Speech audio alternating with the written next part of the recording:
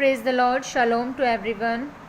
मैं पास्टर आशा राय आप सबको परमेश्वर की हज़ूरी में वेलकम करती हूँ और सबको जय मसीह की कहती हूँ। And alpha omega Hindi Bible study में आप सबका स्वागत है। आज का जो हमारा विषय है कि 10 ऐसी बातें जो आपको परमेश्वर के नज़दीक लेकर आ सकती हैं। अगर आप अपने जीवन में इसे लेकर आते इन चीज़ों को, इन बातों को, तो आप परमेश्वर के नज़दीक उन चीज़ों को देखने पाएंगे, आप परमेश्वर को महसूस करेंगे, आप देखेंगे कि किस तरह से परमेश्वर अद्भुत तरीके से फिर आपके जीवन में जो है वो काम करता है। सो इन 10 बातों को आज मैं आपके बीच में डिस्कस करूंगी। सबसे पहली बात कि प्रभु को हर समय धन्यवाद देना। आपको आपके जीवन में परमेश्वर ने जो कुछ भी काम किया, आज अगर आप सुरक्षित हैं, आप जीवित हैं, आप अच्छा खाना पीना आपका है, आप बीमारी से बचे हुए हैं, या आपके जीवन में परमेश्वर ने आपको पाप से बचाया, छुड़ाया, आपको ऊंचा किया, आपको वो रास्ते दिए, वो लोग दिए, गवाहियाँ जो परमेश्वर ने आपके जीवन में दी, आपको शुक्रगुजार होना और हर हालात में आपको परमेश्वर का धन्यवाद करना है। जैसा कि मत्ती 14 उसका 19 वर्ष कहता है, तब उसने लोगों को घास पर बैठने को कहा और उन 5 रोटियों और 2 मछलियों को लिया और स्वर्ग की ओर देखकर धन्यवाद किया और रोटियां तोड़ तोड़ कर चेलों को दी और चेलों ने लोगों को। यहाँ हम देखते हैं कि यहाँ पर वो प्रभु यीशु मसीह धन्यवादी थे और धन्यवाद देकर उन्होंने ये काम किया। आप जब धन्यवाद करते हुए परमेश्वर के आंगनों में प्रवेश करते हैं तो परमेश्वर आपको ऊंचा करते हैं, आपको और ज़्यादा एडवांस जो आपके जीवन में ब्लेसिंग्स रखी हैं उन ब्लेसिंग्स के लिए आप तैयार हो जाते हैं, खुद को आप प्रिपेयर करते हैं। और परमेश्वर जो है वो स्तुतियों के बीच में विराजमान परमेश्वर है। परमेश्वर धन्यवाद की भेंट को एक्सेप्ट करते हैं। जैसे कि यूहन्ना 11 उसका 41 वर्ष, यहाँ पर भी एक किस्सा है कि तब उन्होंने उस पत्थर को हटाया। यीशु ने आंखें उठाकर कहा, हे पिता, मैं तेरा धन्यवाद करता हूँ कि तूने मेरी सुन ली। यहाँ हम देखते हैं कि 4 दिन का मुर्दा लाजर था। 4 दिन की लाश का क्या हश्र हो जाता होगा, क्या हाल हो जाता है एक 4 दिन की लाश का। और यहाँ पर हम देख रहे हैं कि प्रभु यीशु मसीह जो है वो धन्यवाद करते हुए परमेश्वर का एक कमांड करते हैं और वो पत्थर हट जाता है और लाजर जिंदा बाहर आ जाता है। और ऐसे ही लूका 22 उसका 19 वर्ष में भी हम पढ़ते हैं, फिर उसने रोटी ली और धन्यवाद करके तोड़ी और उनको ये कहते हुए दी, ये मेरी देह है जो तुम्हारे लिए दी जाती है, मेरे स्मरण के लिए यही किया करो। सो हमें सबसे पहला क्या काम करना है, हमें धन्यवादी बनना है, हमें शुक्रगुजार होना है परमेश्वर का। ये बातें धन्यवाद करना जब हम सीखते हैं तो हम परमेश्वर के नज़दीक जाते हैं। सेकंड थिंग, जो सेकंड बात है वो है हर समय नम्र रहना। आपको नम्रता लेकर आनी है, आपको अपने आप के नेचर में बदलाव लेकर आना है, आपको नम्र बनना है। थर्ड थिंग कि बाइबल का अध्ययन करना। अगर आप डेली बाइबल का अध्ययन करते हैं, रोज़ उसका मनन करते हैं, तो आप सीखते हैं, समझते हैं। और परमेश्वर में बने रहने के लिए जो बाइबल है, जो वचन है, वो आपकी मदद करते हैं। आप पवित्र आत्मा में होकर जब आप प्रार्थना करते हैं तो आप कनेक्ट होते हैं परमेश्वर से पवित्र आत्मा के जरिए, क्योंकि आप वचनों के बीच से प्रार्थना करते हैं। वचन जो है वो हमारी ताकत है, हमारे रोज़ की रोटी है, हमारे जीवन का आधार है। वचन हमें जीना सिखाता है। जब हम वचन को पढ़ते हैं, वो प्रकाशन, वो भेद, वो समझ हमें आती है कि परमेश्वर हमारे जीवन से क्या चाहते हैं। और परमेश्वर अपने वचन के ज़रिए जो है वो हमसे बात करता है। पवित्र आत्मा वचन के ज़रिए हमसे बात करती है। जैसे कि परमेश्वर कहता है कि हर समय जो है मेरे वचन पर चित्त लगाए रख, ध्यान लगाए रख। फोर्थ थिंग कि कानों को याद करें, वचनों को याद करें। मतलब कानों के अंदर, आपके दिल के अंदर जो वचन है वो आपके घर कर जाने चाहिए, रट लेना है आपको, उस पर आप कह लो कि मनन करो आप उस पर। जैसे कि भजन संहिता 119 उसका 11 वर्ष कहता है कि मैंने तेरे वचन को अपने हृदय में रख छोड़ा है कि तेरे विरुद्ध पाप ना करूं। आप देखें कि अगर आप परमेश्वर के वचन को अपने हृदय में रखते हैं तो आप पाप नहीं करते, आप संभल जाते हैं वो पाप करने से, आप बच जाते हैं उस अपराध की दुनिया में जाने से। क्योंकि पाप की मजदूरी मौत है और वचन आपको मार्गदर्शन करता है, वचन आपको गाइड करता है। जैसे कि मत्ती 4 उसका 1 से 11, यहाँ भी हम देखते हैं कि शैतान ने किस तरह से यीशु मसीह को बहकाया और फुसलाया एक तरह से, कि उनको दिखाया कि अमीरों ऐशो आराम की ज़िंदगी दिखाई, अमीरी दिखाई, और कहा कि अगर ये सब कुछ सुख सुविधाएं तू चाहता है तो तू मेरे आगे झुक, तू मेरी बात को मान। पर यीशु मसीह जो है वो परमेश्वर के वचनों के ज़रिए उस पवित्र आत्मा के चलाए चलने वाले एक इंसान थे, और वो परमेश्वर का इकलौता बेटा है। तो उन्होंने उस हिसाब से वो वचन को जानते थे, वचन को दिल में रखा। शैतान भी वचन से होकर उनसे बात कर रहा था, पर यीशु मसीह वचन का जवाब वचन से देते हैं। तो अगर आपको शैतान से लड़ना है तो आपको परमेश्वर के उस भेद, उस प्रकाशन का ज्ञान होना बहुत ज़रूरी है।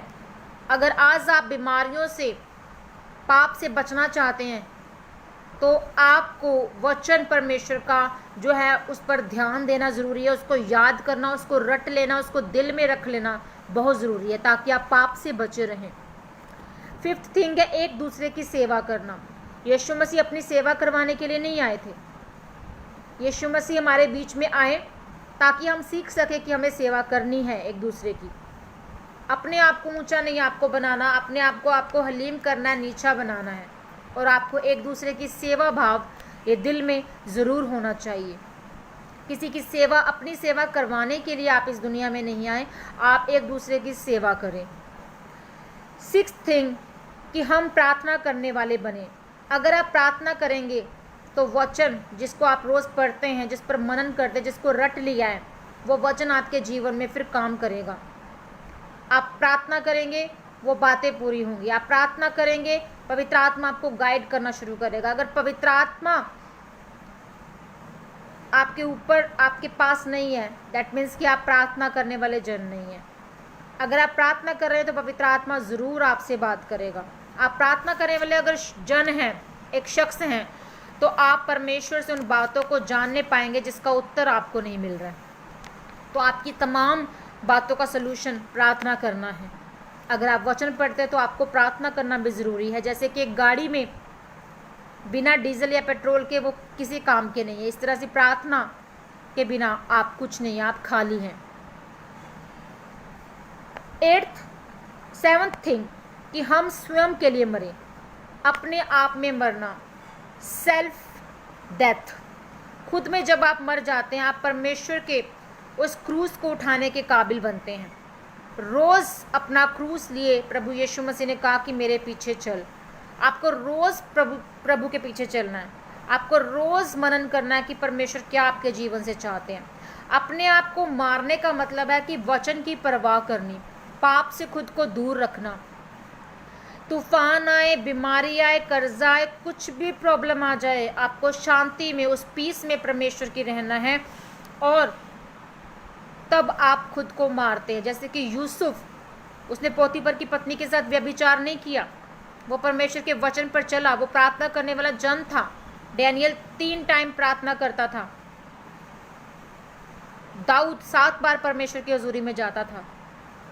अगर आपका जीवन इस तरह का है, अगर आप अपने आप को मार चुके हैं, परमेश्वर के लिए खुद को समर्पित कर चुके, कोई मैटर नहीं करता आज आपके कंडीशंस क्या है, आज आपको दुनियावी तौर पर क्या चीज़ चाहिए, आपको परमेश्वर चाहिए। आपको खुद को मारना है, सेल्फ डेथ में जाना है, और दुनिया की परवाह को छोड़ के परमेश्वर के वचन की परवाह करनी है कि परमेश्वर आपके जीवन में क्या चाहते हैं। 8th थिंग कि प्रभु को देने वाले बने। आप अपनी प्रार्थना का जीवन परमेश्वर को दें। आप अपनी इनकम सोर्स का जो 10वां हिस्सा है वो परमेश्वर को दें। आप पूरे 24 घंटों का जो है वो 2.5 घंटे प्रार्थना के लिए दे सकते हैं। आप कुछ भी कर रहे हैं अपने जीवन के, जो भी परमेश्वर ने आपको फ्रूटफुल किया, आपको गिफ्ट्स दिए हैं पवित्र आत्मा के ज़रिए जो आपको मिले हैं, आप दूसरों के जीवन में उंडेलें। अगर आप अच्छे प्रचारक हैं, अगर आप अच्छा वचन पेश कर सकते हैं, आप परमेश्वर की सेवा करें, परमेश्वर के राज्य के लिए जिएं। अगर आज आप प्रॉफिट हैं, भविष्यवाणी करने का आपको वरदान मिला, आप प्रभु के लिए काम करें और भविष्यवाणियों को बताएं। अगर आप एक प्रेयर वॉरियर हैं, आप प्रार्थना करने वाले जन हैं, तो आप दूसरों के लिए प्रार्थना करते रहें और अपने मुल्क, अपने देश के लिए प्रार्थना करें और परमेश्वर के राज्य में आप ये दे सकते हैं। अगर आज आप देने वाले इंसान हैं, अगर आज आपके पास पैसा, आप किसी की भलाई कर सकते हैं, किसी के लिए जीवन को ऊंचा कर सकते हैं, तो आप देने वाले बने, अपने पड़ोसी को देने वाले बने, अपने रिश्तेदारों को देने वाले बने, अपना आप परमेश्वर को देने वाले बने। तब आप परमेश्वर के नज़दीक जाएंगे और परमेश्वर आपसे प्रसन्न रहेंगे। 9th थिंग कि दूसरों को बढ़ाने वाले बने। आपको उन्नति का रीज़न ठहरना है, अपने पड़ोस का, अपने किसी भी कुटुंब का, आप किसी भी जन का, आप उसको ऊंचा करने वाले ठहरे। किसी को, क्योंकि मसीह की एक ये बात है आजकल लोगों में कि वो किसी को ऊंचा होते हुए देख नहीं सकते। आजकल कोई भी जन है वो ऊंचा होते हुए किसी को देख नहीं सकता। उसके पास गाड़ी क्यों है, उसके पास औलाद क्यों है, उसके बच्चे अच्छा क्यों पढ़ाई कर रहे हैं, उसकी पत्नी अच्छी क्यों, उसका पति अच्छा क्यों, उसके पास अच्छा घर क्यों, उसके पास अच्छी जॉब क्यों है, वो क्यों अमेरिका चला गया, कनाडा चला गया, कहीं भी अच्छे मुल्क चला गया, क्यों वो हायर स्टडी कर ली उसने, और मेरे बच्चे इस तरह के हैं, मेरा घर इस तरह का है, मेरे पास गाड़ी नहीं है। जब आप इस तरह की बात रखते हैं तो आप क्या कर रहे हैं, आप जेलसी कर रहे हैं, आप पाप की स्पिरिट से भरे हैं। आपके सामने अगर आपके पास कुछ है देने के लिए, किसी की ज़िंदगी को संवारने के लिए, आप उसको दें ताकि आप उसको खड़ा कर सके। आपको जो गिफ्ट मिला है, जैसे कि मैंने बताया, अगर उस तोड़े को आप इस्तेमाल कर रहे हैं परमेश्वर की महिमा के लिए, आप किसी की उन्नति का कारण ठहर रहे हैं, तो ये ब्लेसिंग है और परमेश्वर के नज़दीक आप जाते हैं। तो आप किसी को नीचा ना करें, अपने भाइयों को, बहनों को, मसीह भाई बहनों को ऊंचा करें, उनकी उन्नति का रीज़न ठहरें और जेलसी की स्पिरिट अपने अंदर से ख़त्म करें। क्योंकि मसीह में हम सब क्या हैं, बहन भाई हैं, और हमें एक दूसरे की क्या करनी है, उन्नति करनी है।